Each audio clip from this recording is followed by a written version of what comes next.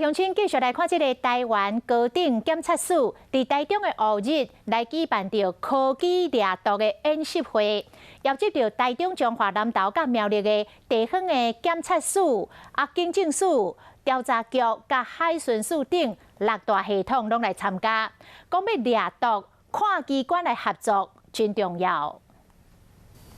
为了强化中部查缉毒品联防机制，台湾高等检察署伫5日头一摆办科技的演习会，针对社会防毒甲新的毒品等问题进行探讨。我们境内查获的毒品，其实它70%是从境外输入，那目前最具威胁的是先驱，这个是毒品的先驱物，市集的部分最多，其他的接下来就是 K 他命